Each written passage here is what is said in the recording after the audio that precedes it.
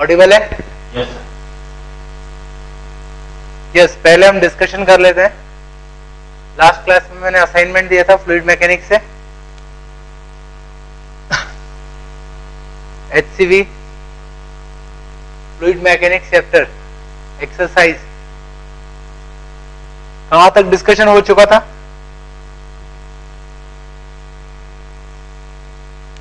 (26) तक हो गया था, ठीक है। यस, उसके बाद जो भी डाउट्स हैं वो पूछो। 27 हो गया? हाँ, एक बार सभी से पूछ लिया करो। 28, 29, 28, 29, 30, 31, 30 का C,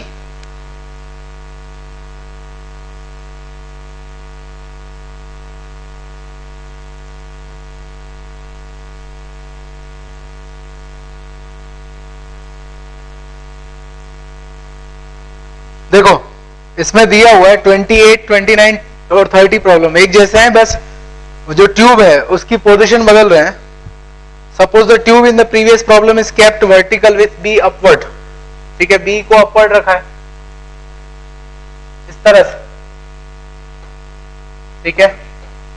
और जो फ्लूइड है that enters, water enters through b at the rate of 1 cc per second, b से इंटर कर रहे हैं 1 cc पर सेकेंड, ठीक है। यस, क्या बताना है इसमें हमें? Speed of water at a, speed of water at b, b और ए पे स्पीड निकल जाएगी क्या? एरिया ऑफ क्रॉस सेक्शन दिया आपको दोनों पॉइंट पर, ए और बी पर। ए और बी का प्रोडक्ट वॉल्यूम फ्लो रेट के बराबर होता है, तो उस फॉर्मूले से यहां पर और यहां पर दोनों तरफ स्पीड निकल सकती है, ठीक है। तो आपने स्पीड निकाल ली, मान लो यहां पर v1 है स्पीड और यहां पर v2 है, ठीक। देन सी में क्या पूछा है? The pressure difference PA minus PB, ए और बी का प्रेशर डिफरेंस पूछा है, इनके बीच की हाइट जो डिफरेंस है दैट इज h, वो गिवन है, ठीक है। तो इन दो पॉइंट के लिए हम क्या करते हैं? बर्नौलीज इक्वेशन यूज कर लेते हैं। इसी को मैं रेफरेंस लाइन मान लूं, तो पॉइंट बी पर pressure PB plus rho GH plus half rho V1 square is equal to point A पर pressure PA height 0 plus half rho V2 square. आपको V1 और V2 पता है, निकाल लिया, तो प्रेशर डिफरेंस निकल जाए, ठीक है। याद रखना इस बात को, आप वाला फॉर्मूला मत लगाना कि नीचे जाने पर प्रेशर बढ़ता है P0 प्लस रो GH। वो फॉर्मूला तब लगता है जब फ्लूइड स्टैटिक कंडीशन में हो, रेस्ट की कंडीशन में हो, ठीक है। ये फ्लूइड मोशन कर रहा है तो इसमें बर्नौलीज इक्वेशन लगेगी, काइनेटिक एनर्जी वाला फैक्टर भी है, ठीक है ना। यस, इसके आगे क्वेश्चन नंबर 31 हो गया। हाँ, इसके आगे मेरे ख्याल से मैंने जो करा आपको पढ़ाया उसमें काफी चीजें क्लियर हो गई होगी। 32 वेंचुरीमीटर पढ़ा है हमने। 33 दोनों वेंचुरीमीटर की प्रॉब्लम है। 33 नहीं हुआ, दिक्कत क्या है? पिछली क्लास में मैंने वेंचुरीमीटर पढ़ाया था या नहीं? यस, लास्ट क्लास में, हेलो, लास्ट क्लास में वेंचुरीमीटर पढ़ा था या नहीं? Yes sir. हाँ, तो वेंचुरीमीटर की मैंने वेलोसिटी का एक्सप्रेशन डिराइव किया था और उसमें प्रेशर डिफरेंस निकालने की दो टेक्निक थी, एक 32 में शो की गई और एक 33 में शो की गई। तो मेरे ख्याल से कोई डाउट नहीं होना चाहिए, ठीक है। 33 भी हो गया, 34 एंड 35 दोनों चीजें मैं ऑलरेडी क्लास में डिस्कस कर चुका हूं, ठीक है। अब आगे बढ़ते हैं।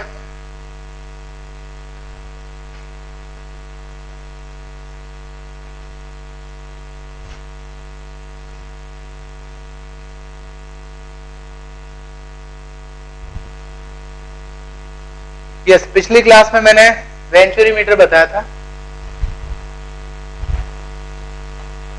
हम बात कर रहे थे application of Bernoulli's equation. One more device is pitot tube. Again pitot tube is used to measure speed of moving fluid. अगर कोई फ्लूइड का मोशन हो रहा है तो स्पीड मेजर करने के लिए हम पिटोट ट्यूब का यूज करते हैं। वेंचुरीमीटर और पिटोट ट्यूब, ठीक है, दोनों का पर्पस सेम है, फ्लोइंग फ्लूइड की स्पीड को मेजर करना है, ठीक है, बस थोड़ा डिजाइन में डिफरेंस है। तो समझो कि कहीं पे फ्लूइड का फ्लो हो रहा है, जैसे नदी में पानी का फ्लो हो रहा है, उसकी स्पीड मेजर करनी है, ठीक है, तो इस पिटोट ट्यूब को वहां पर रख देंगे। अब इसका डिजाइन कैसा होता है समझना।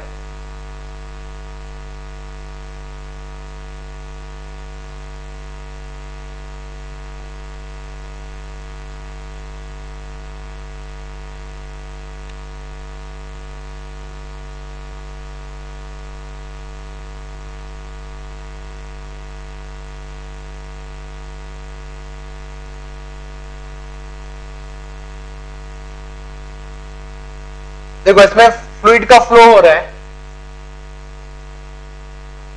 ठीक है, फ्लो हो रहा है, उसकी स्पीड है v। फ्लूइड इस तरह से फ्लो करते हुए जा रहा है। अब आप समझो, मैंने क्या किया, एक वर्टिकल ट्यूब को इस ट्यूब से कनेक्ट कर दिया और उसका जो बॉटम वाला हिस्सा है उसको थोड़ा मोड़ दिया, हॉरिजॉन्टल पोजीशन में रख दिया मोड़कर, ठीक है। अब आप समझ सकते हो कि जो फ्लूइड इस ट्यूब से एंटर करेगा वो ऊपर की तरफ जाएगा, ठीक है, और एक पर्टिकुलर पोजीशन पर जाके वो रेस्ट पर आ जाएगा, इक्विलिब्रियम में आ जाएगा, ठीक है। तो ये जो वर्टिकल ट्यूब है, इसमें एक हाइट पर जाके जो फ्लूइड है वो रेस्ट पर आ जाएगा, ठीक है। अब समझ सकते हो, जो फ्लूइड इसके अंदर नहीं गया वो तो मोशन कर रहा है, लेकिन जो अंदर चला गया वो रेस्ट पर आ गया है नहीं। समझो इसको, थोड़ी देर बाद क्या होगा, इसके आसपास तो जो फ्लूइड है वो फ्लो कर रहा है, लेकिन इस ट्यूब के अंदर जो भी फ्लूइड भरा है वो रेस्ट की कंडीशन में होगा। मैं एकदम इस पॉइंट की बात करता हूं जो कि सरफेस पर है, जस्ट ओपनिंग उसका जो माउथ है ट्यूब के, वहां पर है। ये जो पॉइंट है ये इस समय रेस्ट कर रहा है। मैं इसके सामने ही एक पॉइंट कंसीडर कर रहा हूं। अब ये बीच में है तो यहां पर फ्लो हो रहा है, तो यहां पर जो भी फ्लूइड एलिमेंट होगा वो मोशन कर रहा होगा विद स्पीड v, जिसको हमें मेजर करना है। इस पॉइंट को मैं 1 कह रहा हूं और इसको 2। अब मैं क्या कर रहा हूं, यहां पर भी एक वर्टिकल ट्यूब को कनेक्ट कर देता हूं।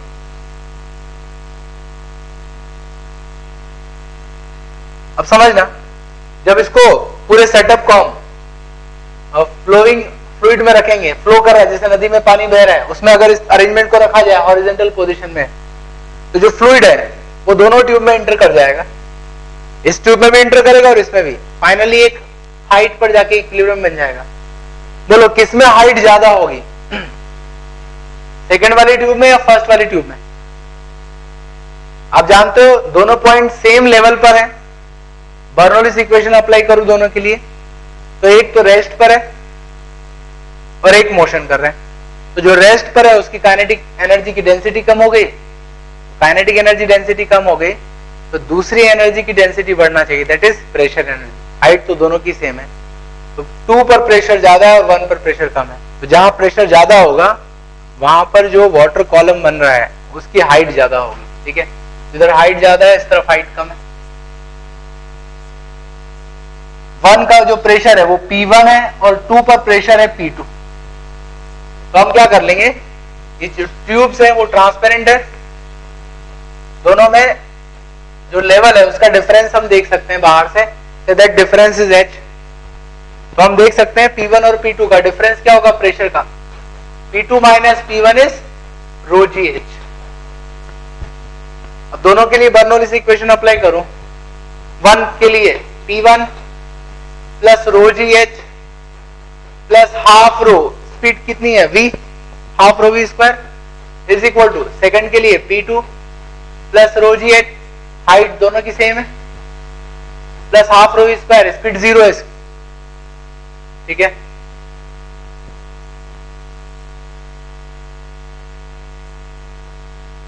इस डिफरेंस को मैं कैपिटल एच कह देता हूं, ठीक है ना, so that confusion ना हो। यस, ये तो कैंसिल हो जाएगा। P2 minus P1 is rho g h, तो V is equal to root 2 GH,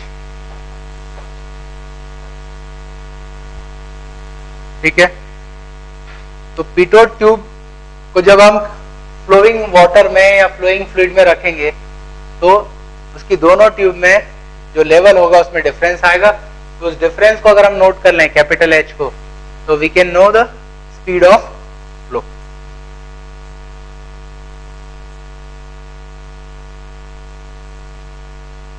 तो वेंचुरीमीटर और पिटोट ट्यूब में डिफरेंस क्या है, वहां पर स्पीड जीरो नहीं हो रही थी, 2 पॉइंट पर स्पीड का डिफरेंस, यहां पर भी स्पीड का डिफरेंस है बट दूसरे पॉइंट पर स्पीड जीरो हो रही है, ठीक है, बस ये फर्क है। हम डिफरेंट एप्लीकेशंस देख रहे थे बर्नौलीज इक्वेशन की, आगे बढ़ते हैं।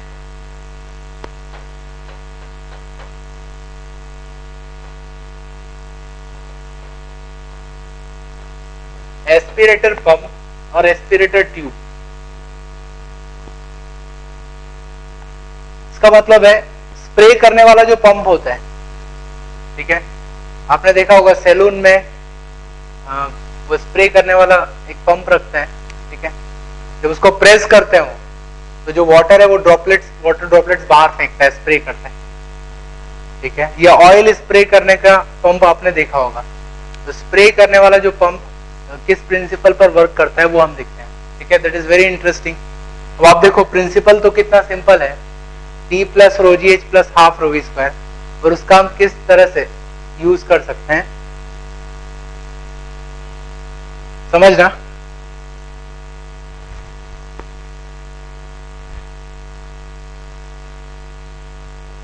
एक बड़ी सी स्ट्रेट ट्यूब है जिसको आगे से कॉन्स्ट्रिक्ट कर दिया, कॉन्स्ट्रिक्शन मतलब उसका एरिया ऑफ क्रॉस सेक्शन कम कर दिया आगे से, ठीक है, इस तरह से।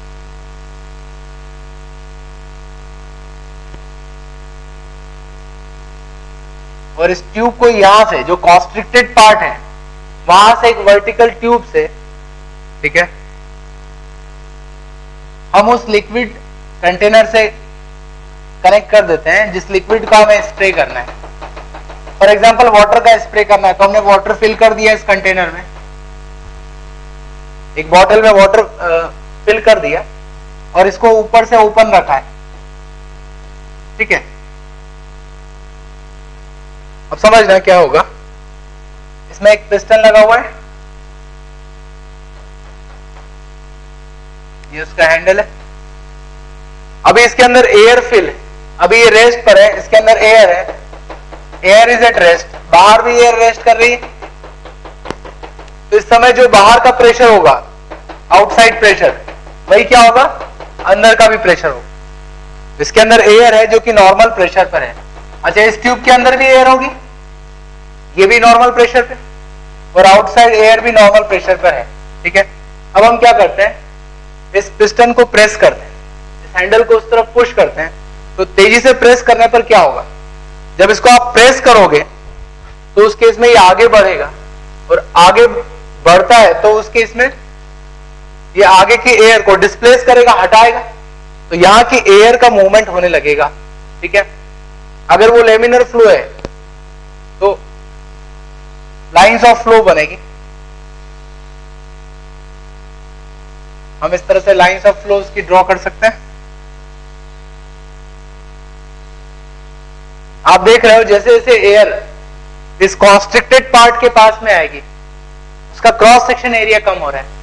इक्वेशन ऑफ कंटिन्यूटी से हम कह सकते हैं कि अगर क्रॉस सेक्शन एरिया कम होता है तो स्पीड बढ़ जाएगी, उसकी वेलोसिटी बढ़ जाएगी। लाइंस ऑफ फ्लो के थ्रू भी समझा सकते हैं, जब वो क्लोजर होगी तो वहां की स्पीड ज्यादा होगी। अब समझना, अब अंदर वाला जो एयर है वो मोशन कर रहा है, मोशन करने के कारण उसकी स्पीड बढ़ गई है, ठीक। अब मैं बर्नौलीज इक्वेशन की बात करूं, P plus rho g h plus half rho v square, ठीक है।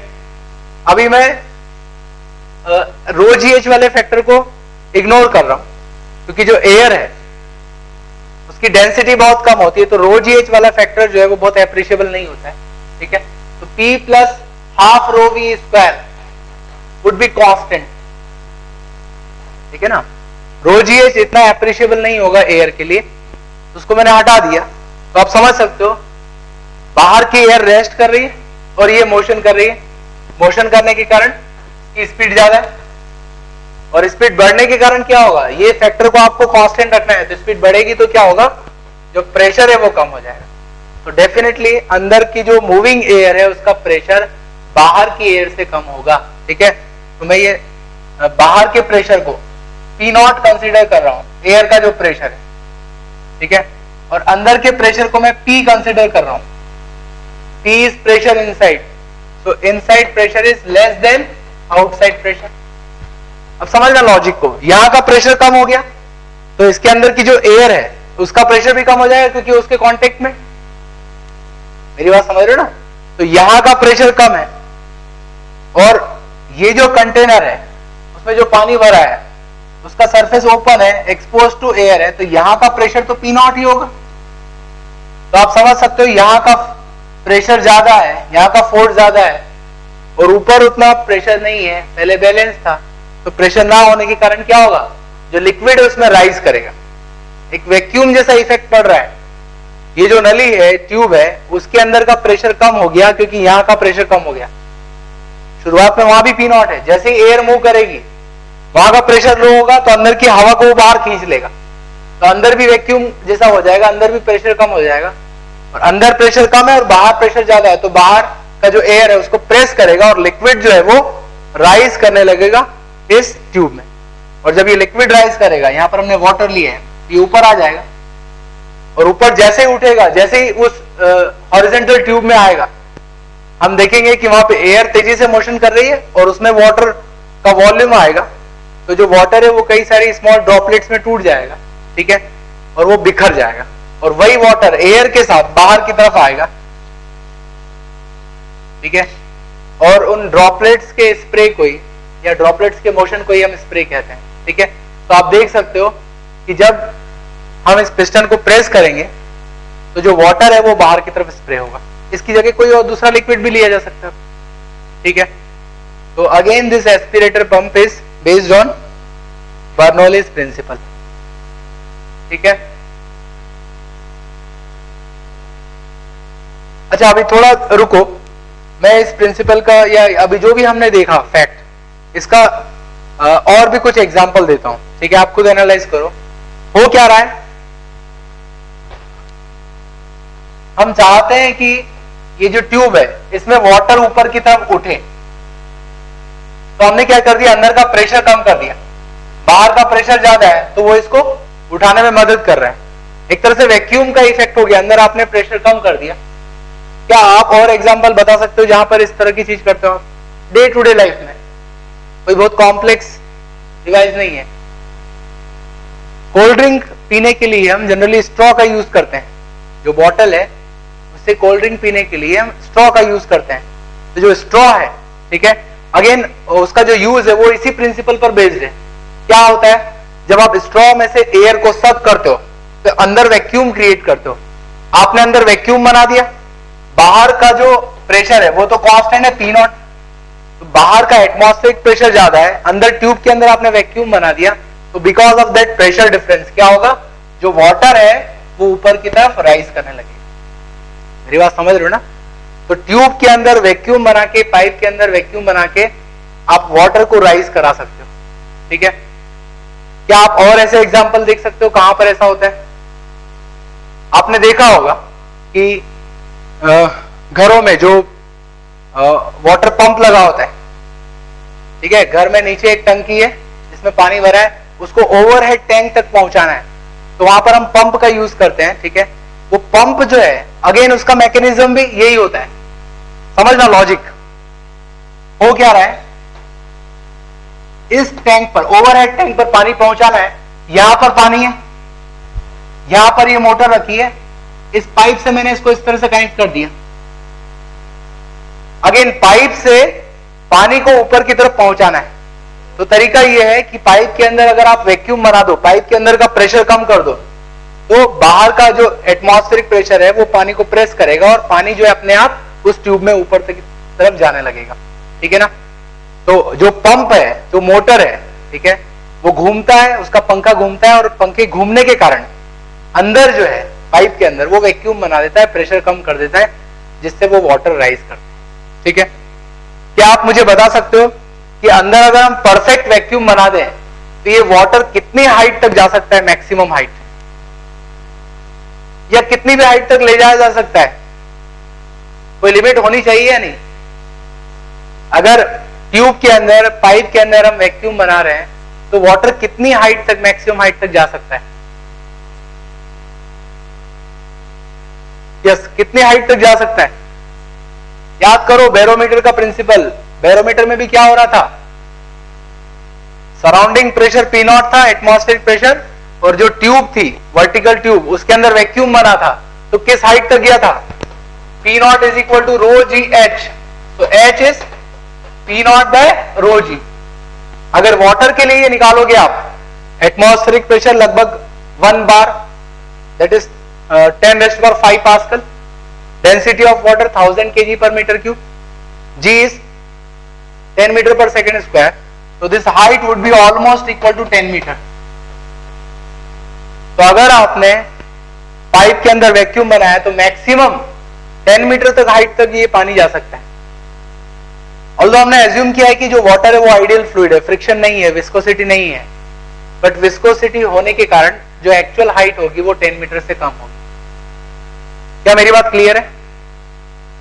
अच्छा ये बताओ, अभी मैंने कहा कि ये जो पंप है, जो मोटर है, ये इस प्रिंसिपल पर बेस्ड है, और अगर घर की हाइट 10 मीटर से ज्यादा हुई, बहुत बड़ी, बहुत ऊंची बिल्डिंग है, उस केस में भी क्या ये पंप काम कर सकता है इस तरह? ये जो वैक्यूम से आप पानी को ऊपर भेज रहे हो, क्या ये प्रिंसिपल उस बिल्डिंग के लिए वर्क कर सकता है जिसकी हाइट बहुत ज्यादा है? उस बिल्डिंग के लिए ये वर्क नहीं कर सकता है, क्योंकि मैक्सिमम हाइट 10 मीटर तक जा सकता है ये वाटर। तो उस केस में सबमर्सिबल पंप का यूज किया जाता है। सबमर्सिबल पंप जो है पानी के अंदर डूबा होता है और वो पानी को पुश करता है, फेंकता है, ठीक है। नॉर्मल पंप जो है वो खींचने का काम कर रहा है पानी, यहां पर वैक्यूम बना रहा है, और वो वैक्यूम नहीं बनाता है, वो पानी को नीचे से पुश करता है। तो पुश कर करके वो पानी को किसी भी हाइट तक पहुंचाया जा सकता है, ठीक है। तो एक ये प्रिंसिपल है, और भी बहुत से एग्जाम्पल है। कुछ हैंडपंप्स हैं जो कि इस प्रिंसिपल पर बेस्ड होते हैं। आपने उसको पंप किया, खींचा, तो अंदर वैक्यूम बना जिसके कारण पानी ऊपर चढ़ जाएगा, ठीक है। अब देखो एक और एप्लीकेशन में ले रहा हूं, that is very interesting, that is aerodynamic lift. Aeroplane जो है वो किस तरह से लिफ्ट करता है हवा में, इतना वेट होने के कारण भी वो कैसे फ्लोट करता है, ठीक है। या जब टेक ऑफ करता है तो वो किस तरह से लिफ्ट करता है, उसमें कौन सा फोर्स लगता है, वो मैं एक्सप्लेन करूंगा, ठीक है। अब देखो बर्नौलीज इक्वेशन का कितना इंप्लीकेशन है, कितना प्रैक्टिकल इंपॉर्टेंस है उसका फ्लूइड मैकेनिक्स में, ठीक है।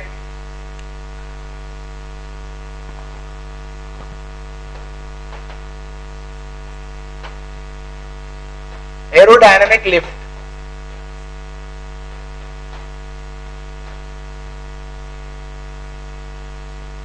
देखो समझना,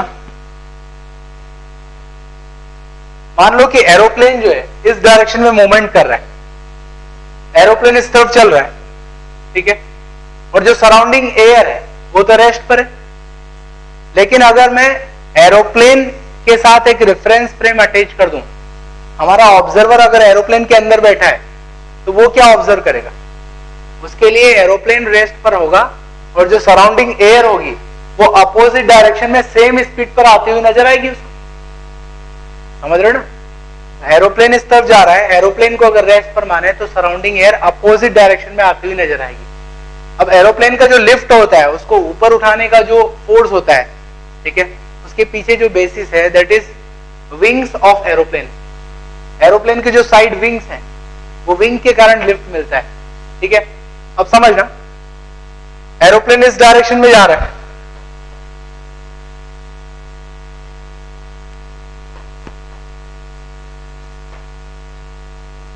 ठीक है, और साइड में उसके विंग्स हैं।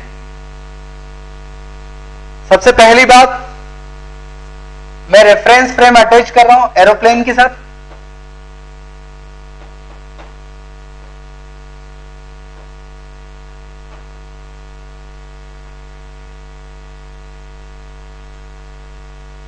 तो एरोप्लेन अब रेस्ट पर आ जाएगा और सराउंडिंग एयर अपोजिट डायरेक्शन में मोशन करेगी, ठीक है। और मैं जो भी ऑब्जर्वेशन ले रहा हूं साइड व्यू ले रहा हूं, ठीक है। तो एरोप्लेन इस तरह से मोशन कर रहा है तो मैं साइड से देख रहा हूं, इस तरफ से देख रहा हूं, तो साइड से देखने पर जो विंग दिखेगा मुझे जिस शेप में दिखेगा और एयर का जो फ्लो दिखेगा उस पैटर्न को मैं देख रहा हूं साइड से, ठीक है।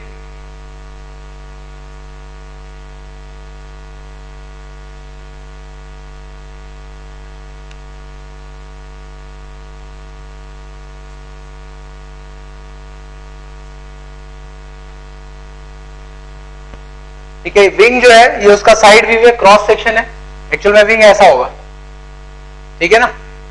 तो विंग का जो है क्रॉस सेक्शन है और एयर इसके रेस्पेक्ट में अपोजिट डायरेक्शन में मोशन कर रही है इस तरफ से।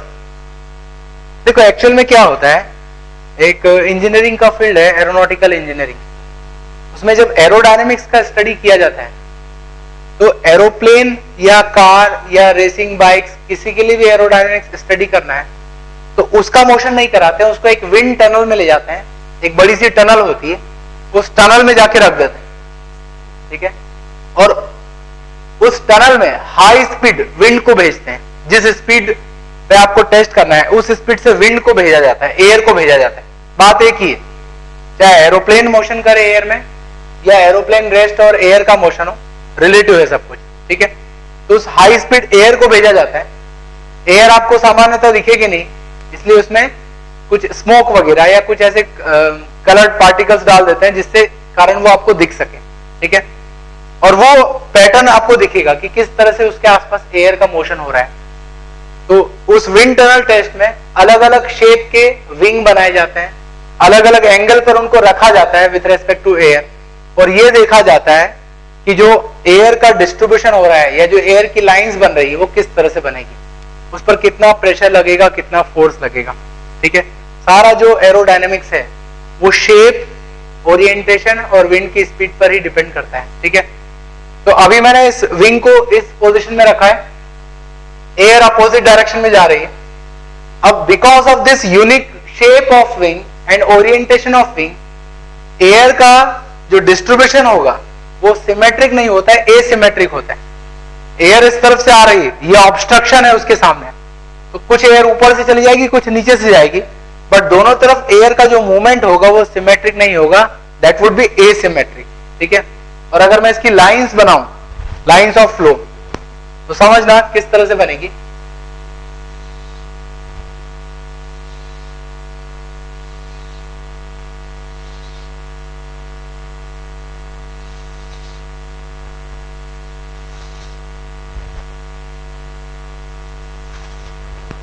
आप देख सकते हो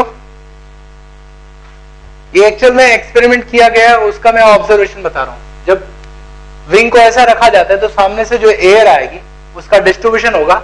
आप देख रहे हो ऊपर की जो लाइंस है दे आर क्लोजर और नीचे की जो लाइंस है वो दूर है। मतलब ये है कि जब विंड यूनिफॉर्म स्पीड से जब इस तरफ आएगी उसका डिवीजन होगा, तो ऊपर वाली विंड हाई स्पीड से जाती है because of this particular shape and angle, और नीचे वाली जो विंड है या नीचे वाली जो एयर है वो लो स्पीड से जाएगी, ठीक है, उसकी स्पीड कम हो जाएगी। अब मैं इन दो पॉइंट्स को कंपेयर कर रहा हूं। देखिए ये पॉइंट है, इसको मैं पॉइंट 1 कह रहा हूं और इस तरफ एक पॉइंट है पॉइंट 2। आप देख सकते हो because of this distribution V1 is greater than V2। अब मैं बर्नौली का इक्वेशन अप्लाई करूं, हाई स्पीड होने के कारण बोलो प्रेशर कहां ज्यादा होगा और कहां कम होगा? P plus rho g h plus half rho v square. Height जो है उसके वेरिएशन को अभी मैंने इग्नोर किया क्योंकि रो डेंसिटी बहुत कम है, रो जी एच को हटा दिया, तो P plus half rho v square is constant, ठीक है। तो जहां पर स्पीड ज्यादा होगी वहां की प्रेशर कम होगा, ठीक है। तो यहां का प्रेशर कम है, तो P1 is less than P2। और प्रेशर के कारण इस पर फोर्स लगेगा, तो उस फोर्स को मैं ड्रॉ कर रहा हूं. That force is normal to surface. ऐसे इस तरफ से नीचे से भी फोर्स लगेगा, तो नीचे का फोर्स है वो ज्यादा होगा. अब इन सारे फोर्सेस का अगर रिजल्टेंट बनाया जाए तो आप समझ सकते हो जो रिजल्टेंट फोर्स होगा वो किस तरफ होगा. नीचे का फोर्स ग्रेटर है तो रिजल्टेंट फोर्स इस पे ऊपर की तरफ लगेगा. ठीक है. इनफैक्ट जो फोर्स लगता है सराउंडिंग एयर के कारण उसके दो कंपोनेंट होते हैं. एक होता है वर्टिकल जिसको लिफ्ट कहा जाता है, और एक अपोजिट डायरेक्शन में लगता है जिसको ड्रैग कहा जाता है, विस्कस फोर्स. वो विस्कोसिटी में मैं डिस्कस करूंगा. अभी हम सिर्फ लिफ्ट की बात कर रहे हैं. तो आप देख रहे हो जो फोर्स लग रहा है उसका एक कंपोनेंट ऊपर की तरफ होगा जो कि एरोप्लेन को लिफ्ट करेगा. तो होता क्या है, एरोप्लेन रनवे पर दौड़ता है, स्पीड बढ़ती है तो प्रेशर डिफरेंस बढ़ेगा, फोर्स बढ़ेगा. एक पर्टिकुलर टाइम आ जाएगा जब ऊपर लगने वाला लिफ्ट इतना ज्यादा हो जाएगा कि वो वेट को भी कंपनसेट कर देगा या वेट से भी ज्यादा हो जाएगा. तो उस केस में ये ऊपर की तरफ लिफ्ट हो जाएगा. क्या मेरी बात समझ में आ रही? Because of that unique shape and orientation of wing there is asymmetric distribution of lines of flow. पहले आप वो स्टेटमेंट लिख लो, फिर इसको ड्रॉ करना. Because of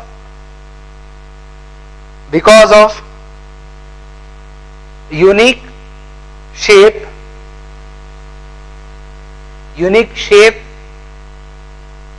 of wing and its orientation, unique shape of wing and its orientation, there is asymmetric distribution of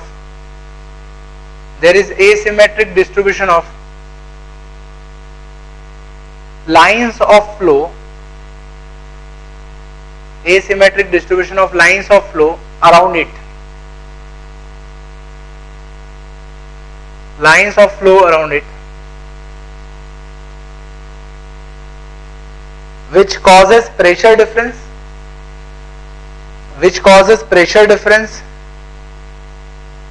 and resultant net force.